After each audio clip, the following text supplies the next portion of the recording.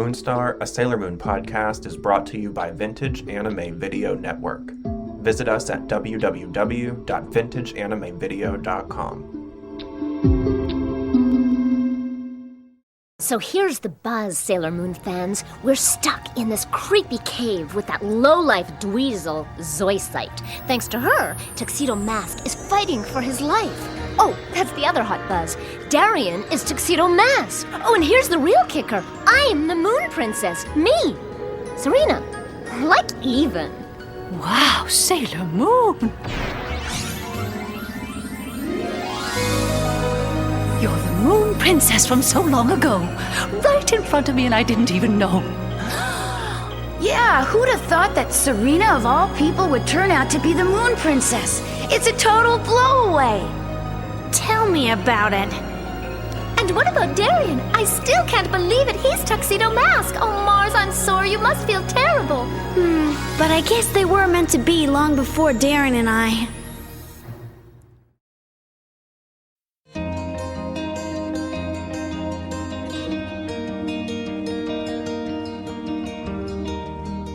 Welcome back to Moonstar, a Sailor Moon podcast. I'm one of your hosts, Alex, and this week we'll be covering episode 31 of the Deke English dub of Sailor Moon, titled A Reluctant Princess. Before we get into that, I just want to take a quick second and thank everybody who was involved in the Keepers of the Clow premiere. So thanks to Matt for agreeing to do the show, first and foremost. And if you want to hear the reveal of him telling me that he was the world record holder for Cardcaptor Sakura memorabilia owned, I actually didn't know that when I approached him to do the show. So finding out organically in the first episode is kind of great. Go ahead and listen to the first episode of Keepers of the Clow. It's available. The first one is on the Moonstar feed. It's the episode prior to this. But you're going to want to also go ahead and subscribe to that feed so you can keep up with that. Also, I want to say thanks to Chris for agreeing to do the Chris Corner segment, or Chris's Corner, even though it's not grammatically correct. It's going to be that way. At the end of the show, it was just a good way to help keep a similar perspective to certain things that we focus on here that maybe Matt and I might not catch, on our watch throughs. So we get an additional perspective. And yeah, so I'm really grateful to have that.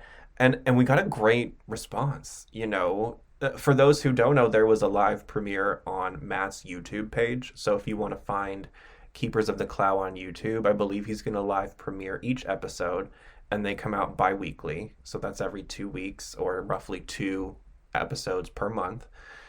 And when we're doing the live premiere, him and I might pop in and out of the chat and talk with you guys, so you can comment on the actual episode while we're there. I don't know. It was pretty cool being able to do that, and I might adopt that here at some point. There might be certain episodes where we do a live drop and you guys can chat along with us. We'll have to see. But that was really cool. So go ahead and check out all of the Keepers of the Clow stuff. I'm going to go ahead and link it in the episode description today.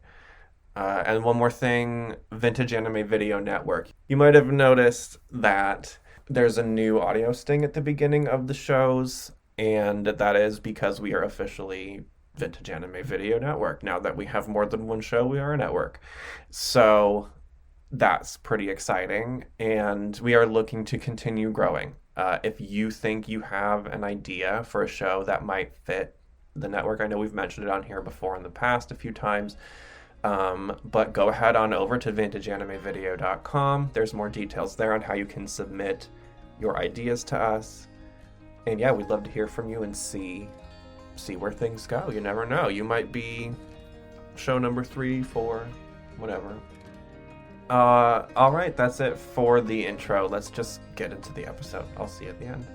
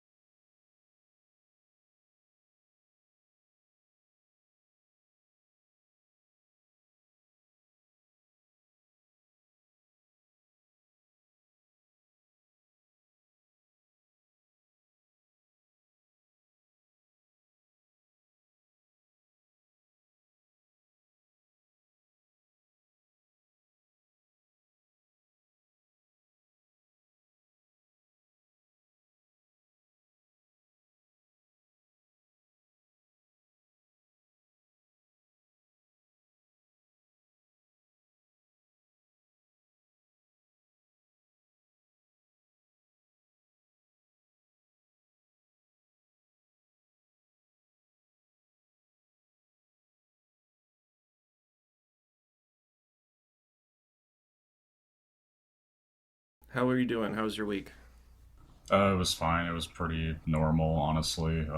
The only worthwhile thing so far, and I might even be speaking too soon, but the next major con here in the first weekend of November, Twin Cities Con, I found out that I would say like 80% of the voice actors that they have, which is like the ones that they have coming for anime, I've interviewed like 7 of them. So I reached out to the people who run it and asked if I could potentially be like, I said like I don't know how you guys choose this, but like since I've interviewed most of the anime people you're having this year, like I was wondering if I could potentially be a panel moderator for any of the panels that the voice actors have there. So I'm waiting to see what they say about that. I hope they say yes. That sounds like a really good fit for you, because you already have a little bit of a rapport with them and you have a lot of experience doing interviews and stuff. Yeah. So it seems like a natural choice to me, but who knows? This episode won't be out for a couple weeks, so maybe we will know by the time they're hearing this. I don't know.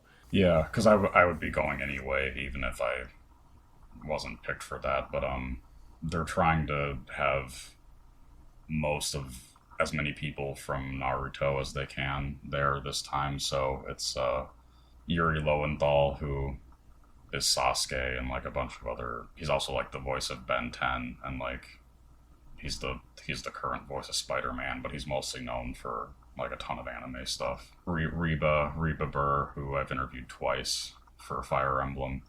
Jonah Scott, who's in Beastars, and he's also a streamer, and Skate the Infinity and 86 and series like that. And then a lot of other people from Naruto, like Kate Higgins, she's the voice of Sakura, and she's also the voice of Ami, and in the modern redub of Sailor Moon. Oh wow. Okay. Yeah, I think she's the only person from. Oh no, and then Michael Yurchak will also be there, who's the current voice of Hawkeye, and I've interviewed him. So. Ooh, okay. I think those are the only Sailor Moon people that will be there, but they also. That's still a like all-star roster though. A lot of that other stuff is really popular too. Yeah, and I guess they're also gonna have the voice actors for Zuko, Aang, and Korra from the Avatar stuff. Are you an Avatar fan? I was always like fine with it, and then I did watch it back then, but I was never like, oh my god, Avatar. Oh my gosh, I love it so much because I think it hits in a really similar way to Sailor Moon in a lot of aspects, which we can get into in a special someday. But that is another one of my absolute favorites, and it's funny you bring it up, because I was looking at something for it recently, and I was like, well, we've got the Sailor Moon show, and the Cardcaptors one is starting next year. So my rule is like I have to do it for a year before I'm allowed to add anything else. Okay. But then my next one I might do is an Avatar one. I absolutely love to cover that series all the way through. But I don't know legalities on that too, because it's a Nickelodeon show and it's newer, you know. Well, I think just talking about it is fine. Yeah, I would want to share clips still. I don't think I could be as like liberal with them as I am on this old stuff. But yeah, that would be kind of exciting. What else? Is there anything else going on? Do you have any interviews coming up? I just did. Well, I didn't just do it, but it just dropped. I did another episode of a 80s movie podcast that I appeared on. Oh, nice. Last year, called $2 Late Fee, and then we did another episode talking all about the movies of one specific actress. It's run by 2 voice actors that live in LA that are like in their late 40s. I've interviewed one of them because one of them is in Fire Emblem. Oh, cool. So that's always really fun to talk to them. So that's up on like everywhere you listen to podcasts and stuff now. And it's called $2 Late Fee. I love that title. I get the reference. Can you explain it to people who might not? Yeah, so it's a reference to video stores back then. Like if it wasn't always $2, but if you were late returning a video or a DVD or whatever, or maybe if you also didn't rewind something on top of it, then you would get charged like maybe like anywhere from 25 cents to a couple dollars if you were late or you didn't rewind something. Yeah, and that's where there was this old slogan, "Be kind, rewind." Right. It always makes me laugh because they used to put stickers of that on like the rental tapes and stuff to remind people, because it's something that if you didn't grow up using a VHS, you probably would never think about this. But like, imagine you get home, you rented something, you're so excited to watch it, you put it in, and then it's all the way at the end of the movie. Yeah.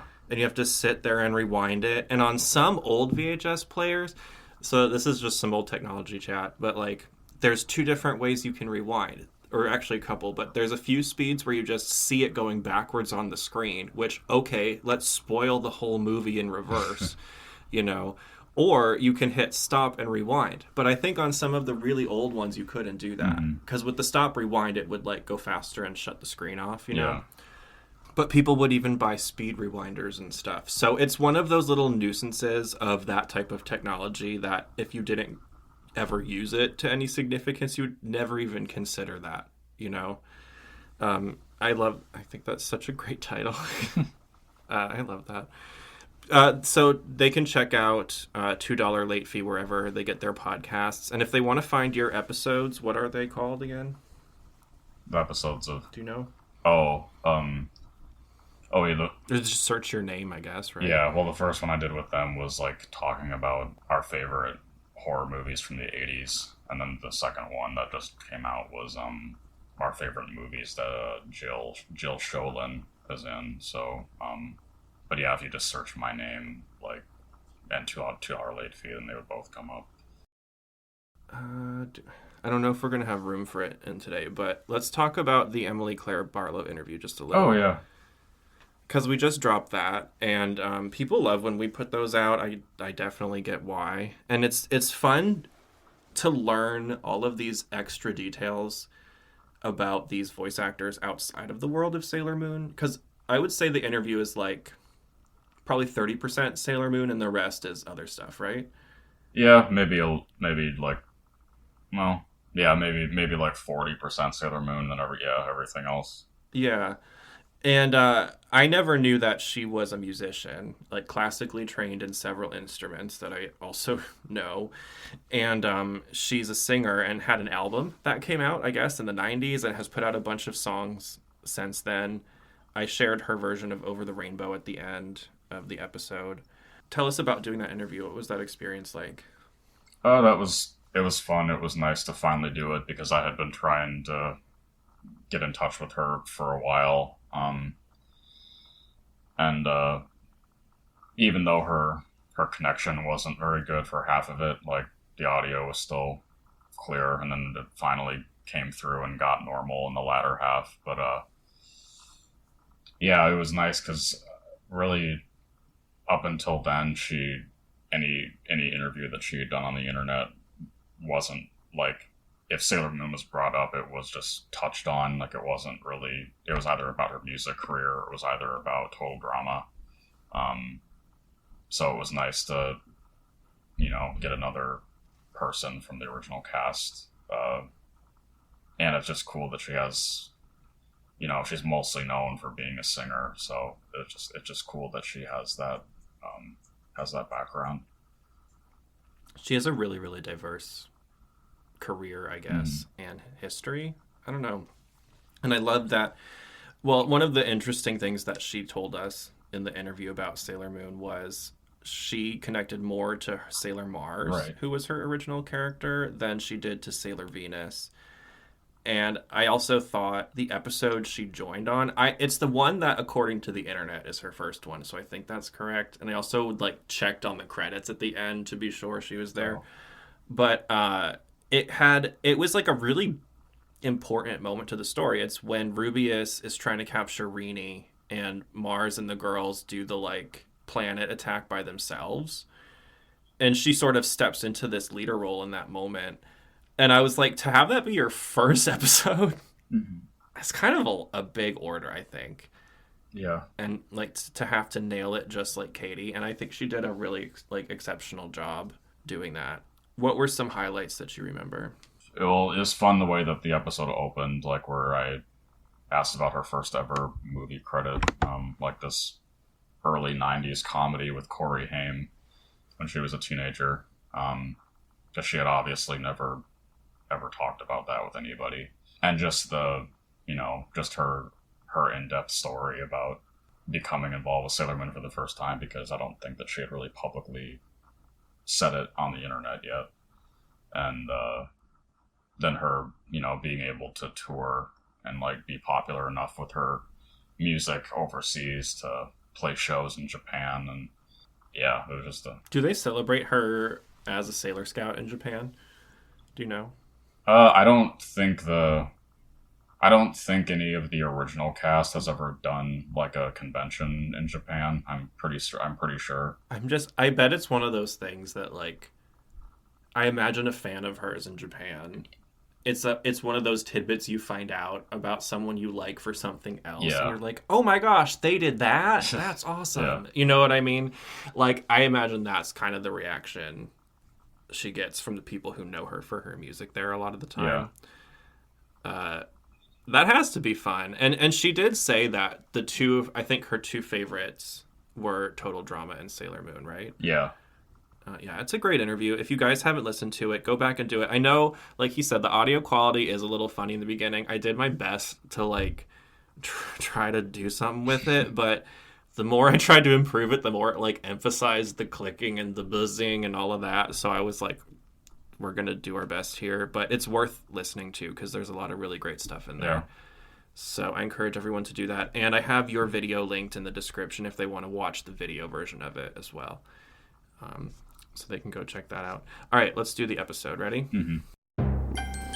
Today on Sailor Moon, at last, the Imperium Silver Crystal has been returned to the Princess of the Moon! Me.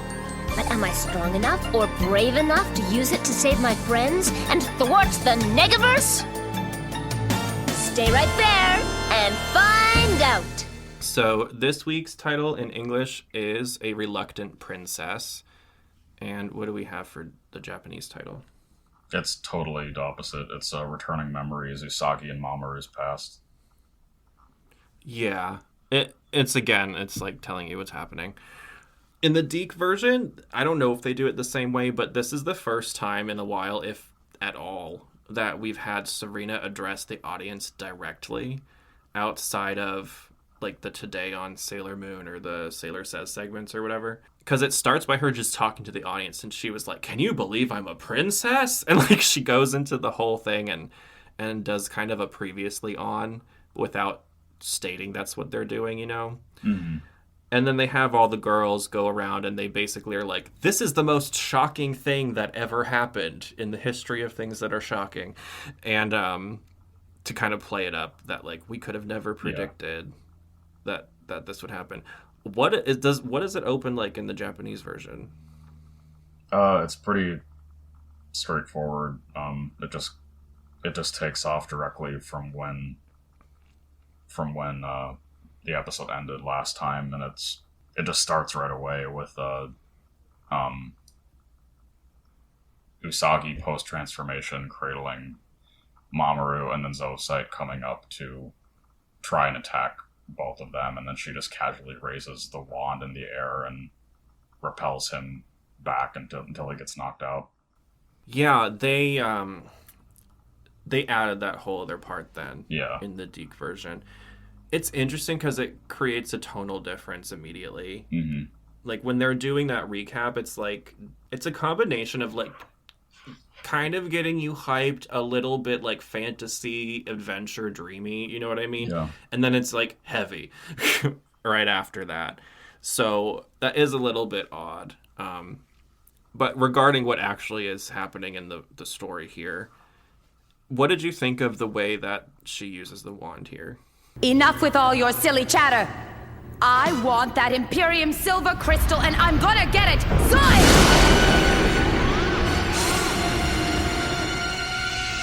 Cosmic Moon Power! No! Ah! in that first scene, it's just kind of funny since like she doesn't even say anything and like or really even looks at Zoisite. She just raises it up and puts it back down. Yeah, it's one of those moments where, because this episode and last were such important moments, I'm kind of surprised they didn't make different choices with certain things. That would be my moment from this episode, although it doesn't bother me quite as much as the dress cutty choppiness from last week. Mm-hmm. But it's not, it's like a missed opportunity, you know?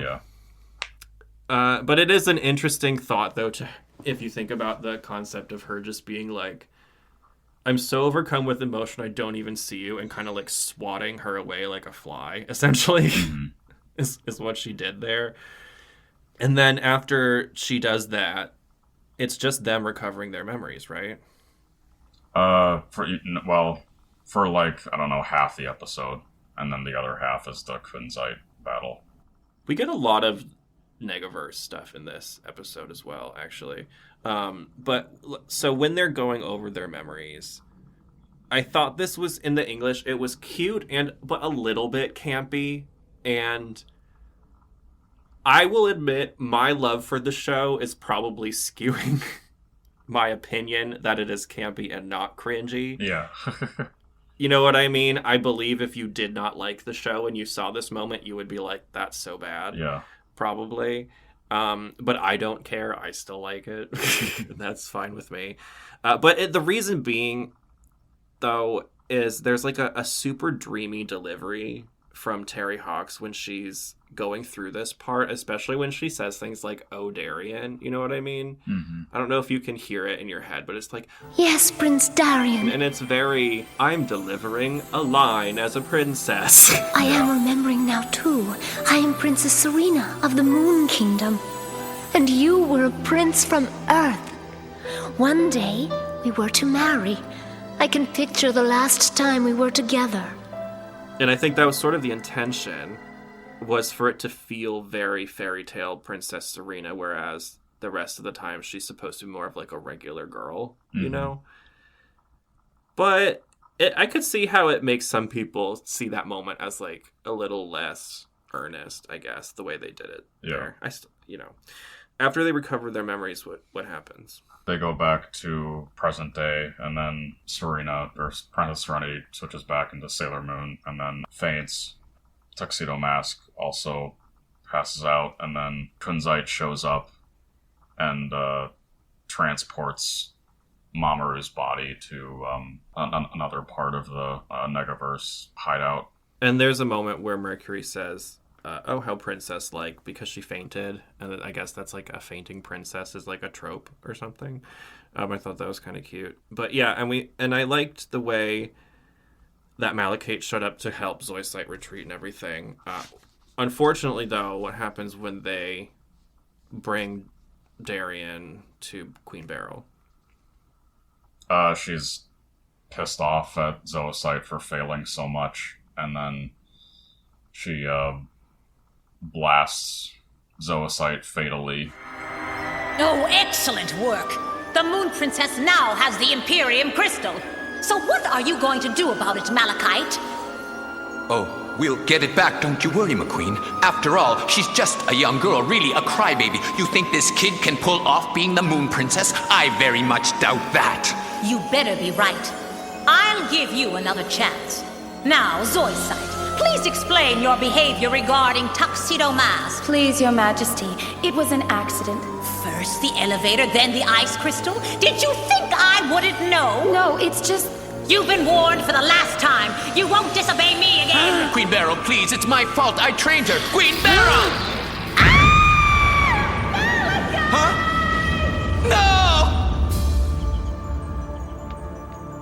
No! Let that be a warning, Malachite.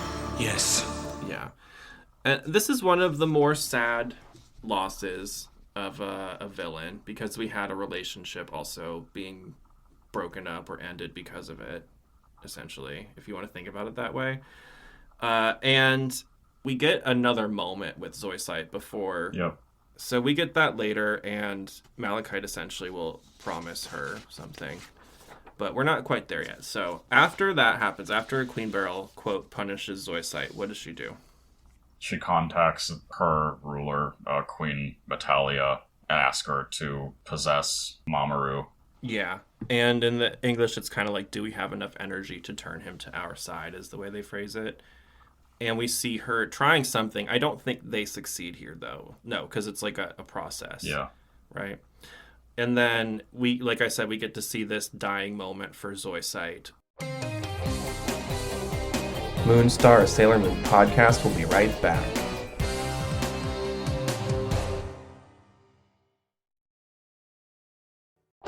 And now, more Moonstar, a Sailor Moon podcast.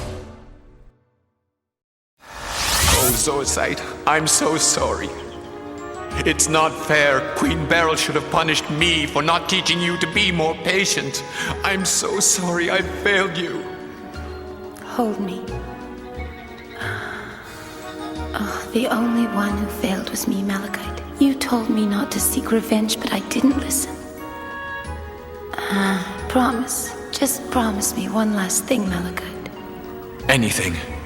Don't forget me. I would never. Goodbye, my love.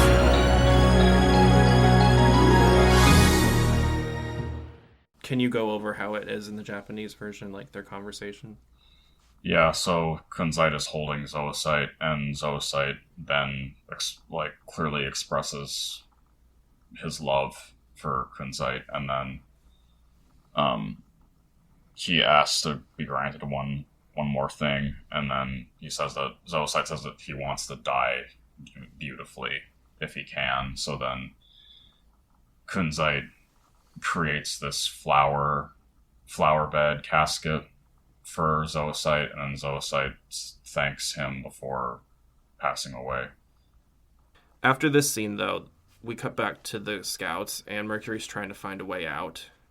And in the English, she says a lot of really smart-sounding stuff, which I will insert here because I could not type it down fast enough. And I just put a note that I thought they did a great job of making her sound like a super genius, and I still buy it today. Which way, Mercury? I'm not quite sure, you guys. It's hard to get readings in this place. It's like we're in another dimension. Like a time warp thing. Yes, it's some kind of strange combination of time warp and negative space. And so now I have to try to convert the radical readings I'm getting in here into the same format as the original ones that got us in here.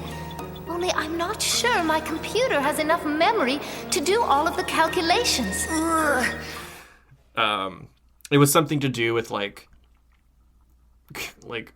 conflicting energies of negative space or whatever, and she's trying to scan, but she's not sure if her computer has enough memory to do the thing. And I was just like, oh my gosh, you can go off, Mercury, in 1995. So I kind of like that little, micro moment. And they kind of have to, even though she just got her memories back, they still have to explain what happened after she passed out. Oh, I guess that makes sense, because she was unconscious. Telling her that the Negaverse took Tuxedo Mask, and she has sort of, a mini breakdown. And then what happens after that? Luna and Artemis start telling all the girls about the specific history on their past lives, about how the other girls were the guardians, or like soldiers for Princess Serenity, and when the Moon Kingdom was attacked by the Dark Kingdom, the Silver Crystal sealed the Dark Kingdom away, but now that it's revived, all the girls in modern day are reincarnations of the women on the Moon Kingdom. A lot of it is kind of similar to that. I think they made it a little more kid-friendly, and it was a lot more like seeing it. I don't know, it's like a fairy tale time, but I really like anytime we get to see this history or aspect of the past of the Moon Kingdom, because there's something about it that sets it apart from other, like, you know, medieval kingdom settings. And I was trying to, like, specify what it was because it's hard to place. Mm-hmm. But I think it's that you have a lot of the medieval themes of a kingdom and a castle, right? But then when you think of those settings, you think color palette wise, a lot of dirt. So like tans, maybe some browns, like, you know what I mean? Like a lot of earthy tones. And this place is set on the moon where it's a lot of white, silver. We've got blue for the water. And then the sky, we have the earth is like huge in the sky because it would be, you know? Yeah. So we have that aspect of being in outer space, having the Earth as the heavenly body instead of the moon, plus all of the, you know, moon crescents and stars and all that they use, and the white pillars. It could have been so lazy to, you know what I mean, how they designed it, but I feel like they really put a lot, or Naoko or whoever designed it, put a lot of thought into how they wanted it to look. And I don't know, it's one of my favorite settings. Do you have any thoughts about it? Just like you, in the sense that it's always cool to get insights into the history or past life stuff of any arc that's going on, especially as the animation got better with the newer seasons. Yeah, and something I touch on in an episode that'll be out before this one, the Kaosu Studios Spotlight, we talked a little bit about like the role imagination plays in being a fan of Sailor Moon, and how in the past it might have been a little greater, but it's still definitely there today. And this specific setting of like the past, the princess forms, what they did in their everyday lives, how some of them used to live on their planets and have their own castles and all of that. That history is something that the fandom has really played a lot with over the years, and there's a lot of cool stories, art, video games about it out there. So this is kind of, people will take a scene like this and then pull as many details as they can, and then build from it. You know what I mean? So this is one of those scenes that I feel like has been referenced a lot for fan creation, for sure. After this whole moment, though, Sailor Moon has a little bit of a breakdown. What is she feeling upset about here? She doesn't want anybody else that she's friends with to die, so she says that she doesn't want to fight anymore. And then Ray gets really angry out at hearing that, and then walks forward to slap Usagi, and then says that Usagi is a coward, and that, you know, none of them want to do this, but at this point they have to. Yeah. And it was kind of had like a fun mental moment with Mars, because they cut the slap out. Yeah, I figured. and so the way that it happens in the English is it's like Mars is walking towards her like super aggressively, and then but also giving her like a tearful pep talk. Yeah. And then all of a sudden you see her like holding her clearly just slapped face, while Mars is like pep talking at her without yelling. But some people will get this reference. My brain immediately was like, is she gonna hit her? From the episode in RuPaul's Drag Race, I'm sorry to keep referencing it, but All Stars 2, when Tatiana sends Fifi O'Hara home, and then Fifi doesn't hug her, and she's like at the end of the stage about to leave. Tatiana like fucking power walks back towards her, and someone, I don't remember if someone said it, but my thought was, oh my god, is she gonna hit her? And I think later someone said that they were thinking that or something like that. So to me, all of a sudden I was like, Mars is Tatiana and Sailor Moon is Fifi O'Hara getting eliminated, and I'm like, my brain really needs to relax because I'm trying to take notes right now.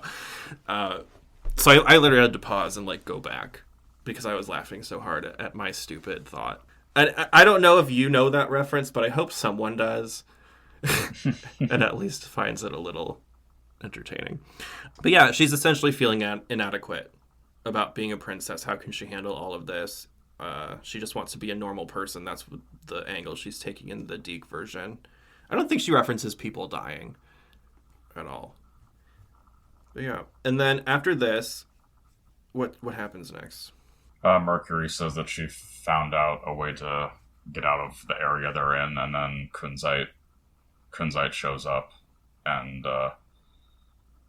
pretty much each girl besides Mercury takes a turn at using one of their attacks to attack him, but he just does the same thing that he did back in the city when they first encountered him, where he has a black barrier around himself and every attack gets absorbed, and then he just sends the attack back at each girl. And then Mercury is the last one, but Mercury doesn't attack. She just stands her ground until getting knocked out too.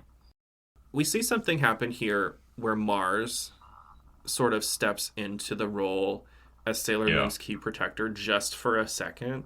For anyone who might not get what I'm saying, it's like, I call her the key protector because I feel like if you go through the entire series, she goes the hardest to protect her, even more than like Tuxedo Mask in a lot of cases, or any other character. And even though they fight so much, the whole intention of their relationship is supposed to be they fight the hardest, but they care the most. Moonstar, a Sailor Moon podcast will be right back.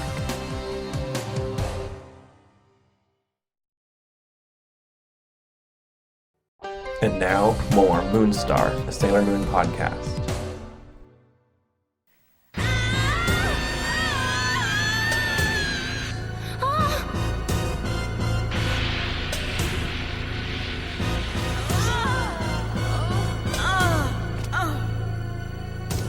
Hand over the crystal unless you want to end up like your friends. No choice there, huh, Mercury? Get her out of here! Go on! You're the princess. We've got to protect you. And the Imperium Silver Crystal. Get on with it, would you? Fine. Mars fire.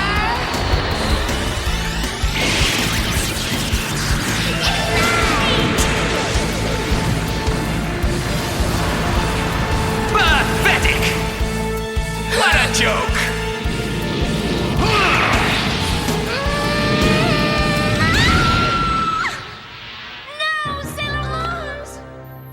There's like this moment where the other two fail, and then something's going on, and Mars is kind of like, well, let's get our shit together and protect the princess, and goes to attack, even though she knows it's probably not going to work. And it's kind of like the first little just of that I noticed. Just a little, so I wanted to highlight that because it'll come out more later. But yeah, after they're all knocked out, Malachite gets chased off by another, it's a cosmic moon power, is what she's saying here.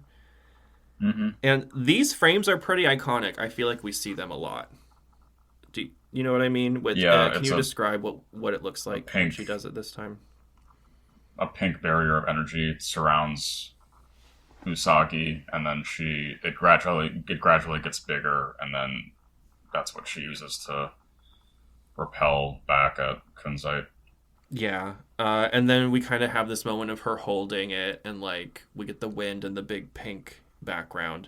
That frame specifically I like, but there's something about the way it's cut out that's a little bit funny. Do you know what I mean? And I'll probably share it when we post the episode, but yeah, it's her most epic use of it yet, right? We've had sort of a 1, 2, 3 step up here.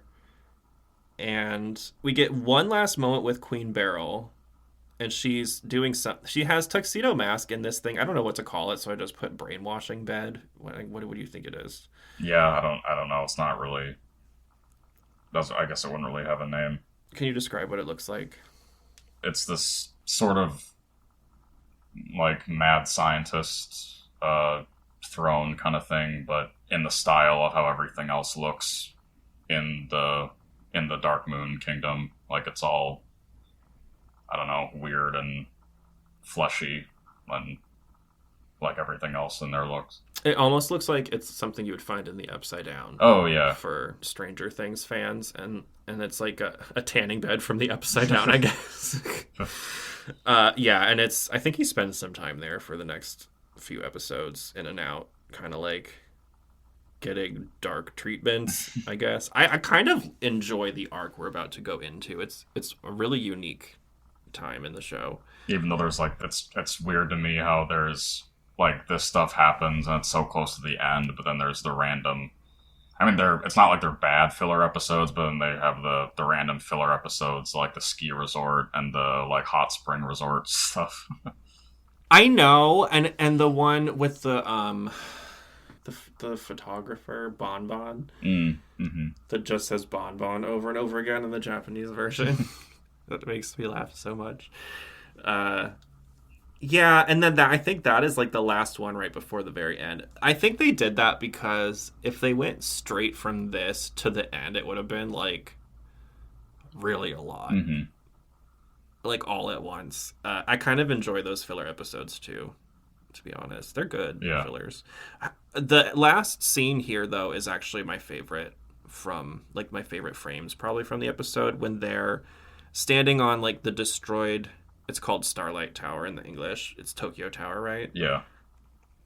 And they're looking out at what I'm assuming is a sunrise, yep. I guess. I don't know what time it is, but it's really pretty. I like the way they close the episode. Do you want to add anything about it? I guess it goes into, like, the rating for the episode, but I still like this episode. I just would give it probably half a point higher if it had a better animator, because the animator for this one was... Again, Akira Nakamura, who he only did a bunch of episodes in season 1, and then he never worked on the series again, and he's very average. Like, he's not great, but not bad, but just very, like, middle of the road. Yeah. And I'll have to say, he's middle of the road enough that even though I never paid attention to the different animation directors when I was a kid, I remember always noticing, like I said, like specific things about these episodes. And I was like, these are such important moments. Why doesn't it look better? Because I know they can do it. You know, I see them do it. And it's a bummer, like you were saying, that it was him for both of these. Because story-wise, they're some of the most interesting. It was just because the episode before this was Kazuko, who was like the lead. Oh, yeah. Really? Yeah, they look like the same director to me. Oh no, you have to look back over because it's totally different. Maybe I do. I probably need to. It's been a week, so maybe I should go back and look. Let's do the rating. What do you give this one? 3.5. What is that based on? Just besides the animation? Oh, I don't know. I guess that probably is a big factor about it, but it does have sort of weird pacing. But I guess those are my only complaints. Otherwise, it's fine. Yeah. I think I'm going to give it probably a 4.5, honestly. Even though the animation is very, like, I think there are too many important moments in this and moments that get built on a lot in the fandom to not give it credit for that. Yeah, I get that. And also, I kind of use my imagination when I watch it to zhuzh it up a little. Okay. So, just because, I mean, I'm used to doing that from everything. You know, like, I read a lot as a kid, and it's part of, when you read manga, even though there's pictures, you still kind of use your imagination. So, yeah. I kind of do that. Plus, I really enjoy the past scenes when we see them on the Moon Kingdom. I just really, really like that. And I think having it be also the episode where we lose Zoisite is so important. So there's just like too many important factors. And I think I'm cutting them some slack because I feel like they had to fit so much into these two that it really could have been like 3 episodes. Yeah. But they probably didn't have the budget for it. So that probably is why it's not as high quality as it could have been. But overall, I don't care. I'm giving it some bonus points for certain things. Also, I like, minus the cuts and stuff, like, I kind of enjoy some of the campiness of the Deke version. It makes it funny. A little more fun to me. So I give it a 4.5. Let us know what you guys think in the comments. This is our first, like, rating. I think that's fairly different. Like a full star apart, maybe. Yeah, one of them for sure. Maybe there's been another one or two, but we're usually pretty similar. So yeah, tell us about that, and let's get into the Sailor Says. It sounds great being a princess, but it's not just about waving around a wand and wearing cool clothes. It means new responsibilities, just like growing up. Sure, you get more freedom and control of your life, but that means new responsibilities too. Try taking out the trash for your mom before she has to nag at you. And how about cleaning up your room? And doing your homework without being told? Growing up is full of fun, new adventures, and new responsibilities. Sailor Moon says, see ya! This week, it's just about being a princess and growing up.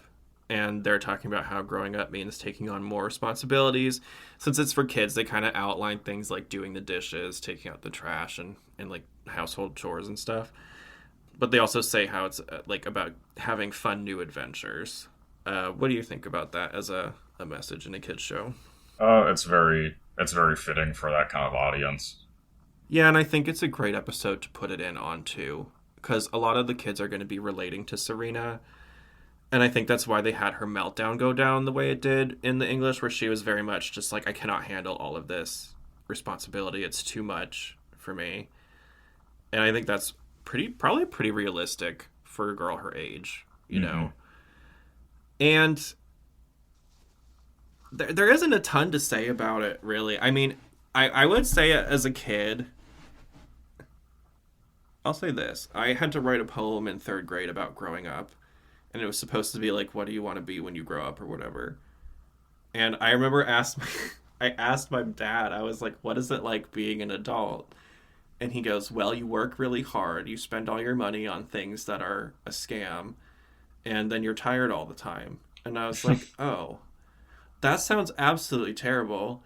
So I wrote a poem that was like, I don't want to grow up and I'm never going to, basically. And you can't make me.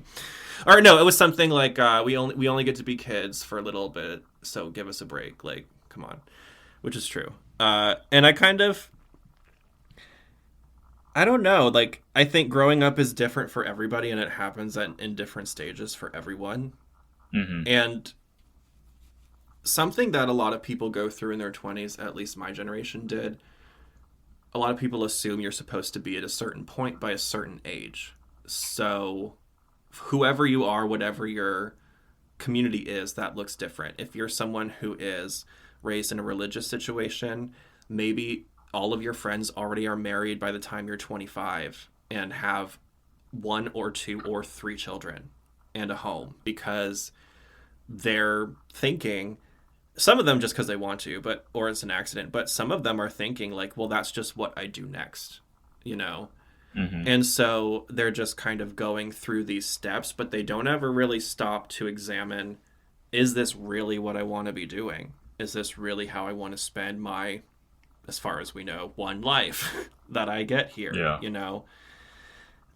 And I think as we move more ahead and the way that families look continues to change and grow, more and more people are going to kind of take steps away from that, you know? And I think us being LGBT, we innately sort of have an advantage in the fact that we don't have a lot of like, oh, well, I should be here now, you know? Because there's not much of that for us laid out. Do you think so? Yeah. Because if you had to think like, oh, I'm a gay man and I'm 25. By 30, I should be doing gay. Like, what? What are all gay men in their 30s doing? Like, maybe it's happened. Maybe by now you kind of have some idea. I never did.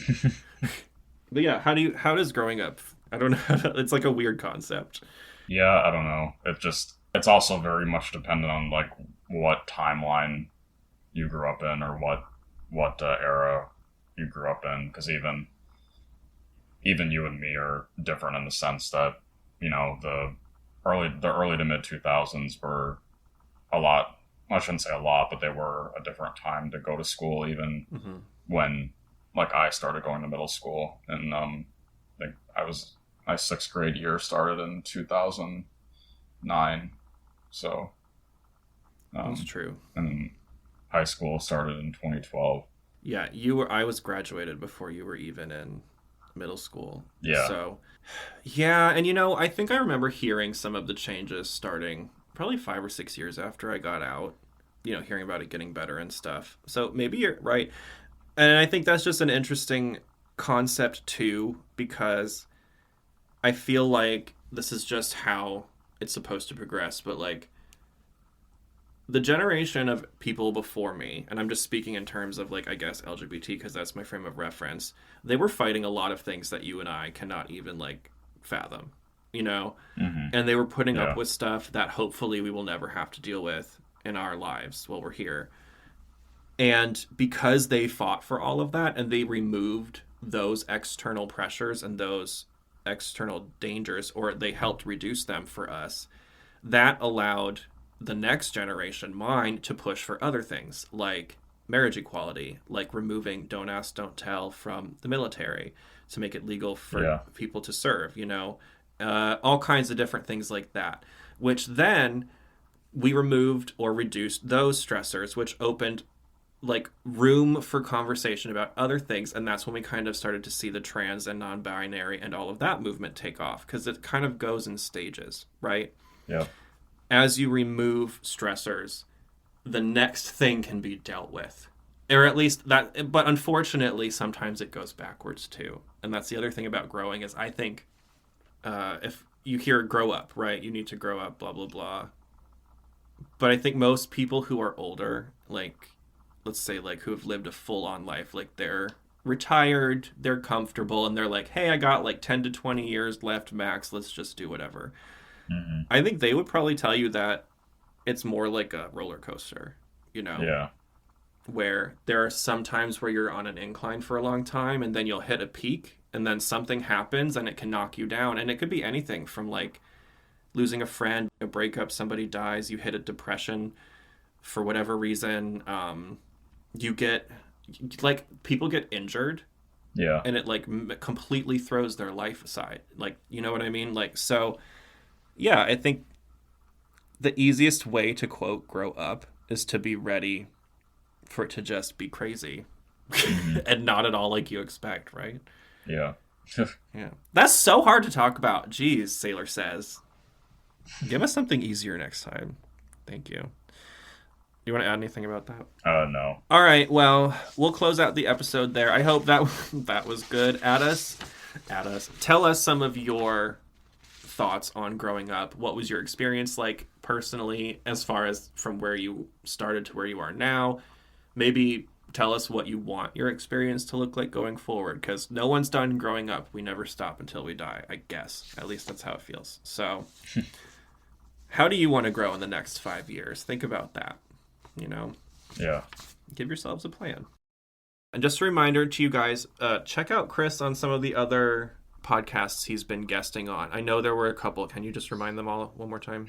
Yeah, so the one that we were talking about earlier in this episode is $2 late fee, and then the one that we talked about most recently before this is Queer Insight. Yeah, and I'll try to get links in the description. I think you sent me, or you can send me both. Yep. Yeah. All right, that's it. I'll see you next time.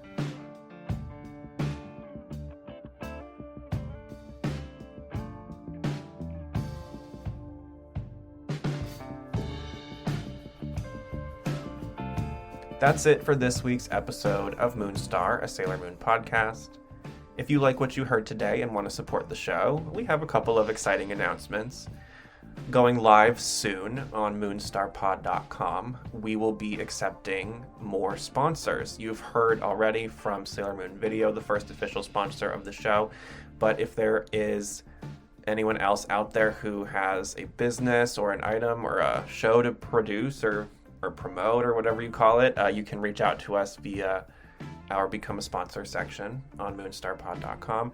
And we also have very, very low cost tiers for individuals who want to sponsor the show just because they like it.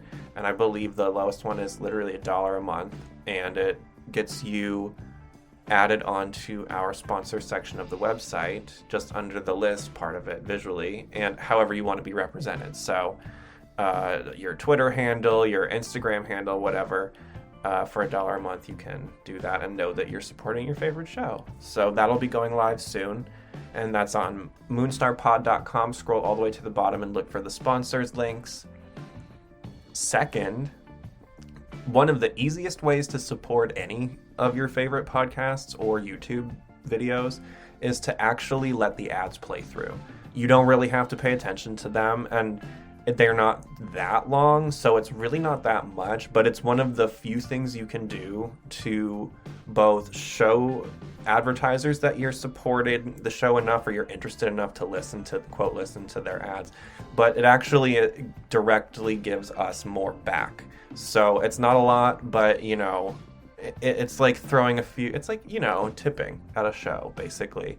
If you listen to all of the ads if you would go ahead and listen to all the ads on a show, Chris and I might both walk away with like a couple of coins, at the end of that episode at the most. But we appreciate it. And it's one of those things that the algorithm will notice and pick up on, and the show will start to pop up on people's recommended things more, so go ahead and do that. Additionally, Spreaker, Spreaker, that's the podcast hosting service we use here at Vintage Anime Video Network. They are currently having a promotion where if you listen to the show either through the Spreaker app, you can get that on any smartphone, or the website, or an embed from their website. So we're going to be adding some of those to the moonstarpod.com page. We actually get an additional 10% return on that. So it doesn't take much to just download that app if you want to. It's not, I get wanting to just stick to your own thing, but go ahead and try that, or, don't, but it's fine. Spreaker, Spreaker, that's the easiest way, or one of the easiest ways you can throw 10% more Moon Power back at us. So think about doing that, maybe. And then finally, personally, I think Chris would probably agree, what means the most to us is a 5-star review. Go ahead and give us a reason why you love the show if you have the time, and we might actually read it. But you can always just rate an episode as 5 stars, and you don't even have to type anything. And that will still add to, our growing reputation, I guess. I don't know, whatever you want to call it. So that is probably the easiest way you can help us out. That's it for now. Let's get into the plugs. For more of Chris, you can find him on Instagram and YouTube at Chris Mayek, ChrisMayek. For more of me, you can find me on Instagram at Alex Summers, Alex_Summers, SFE. Moonstar is sponsored in part by Sailor Moon Video. Shop authentic 90s and early 2000s Sailor Moon VHS and DVD at www.sailormoonvideo.com today. Use offer code Moonstar for 15% off of your order. Be sure to follow Moonstar on Facebook and bookmark our official website, www.moonstarpod.com. Moonstar, a Sailor Moon podcast, is intended for informational, educational, and entertainment purposes only. We claim no ownership over any licensed or copyrighted materials used during the creation of this show, or any materials created in relation to Moonstar, a Sailor Moon podcast. All licensed and copyrighted materials belong expressly to the license and copyright holders.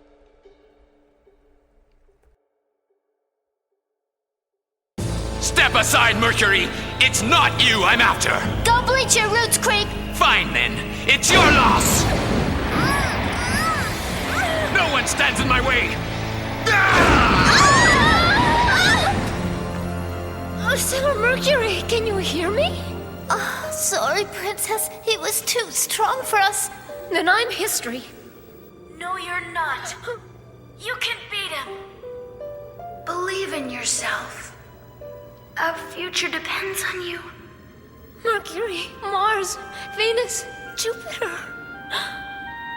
Oh, my friends.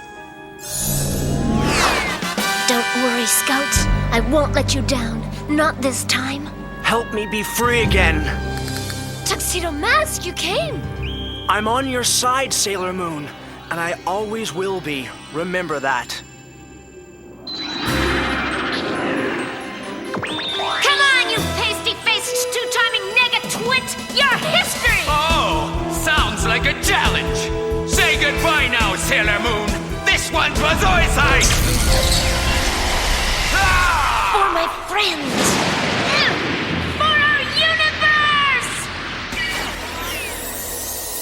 Cosmic Moon Power! She's strong! Surprising! The kid knows how to handle that crystal after all.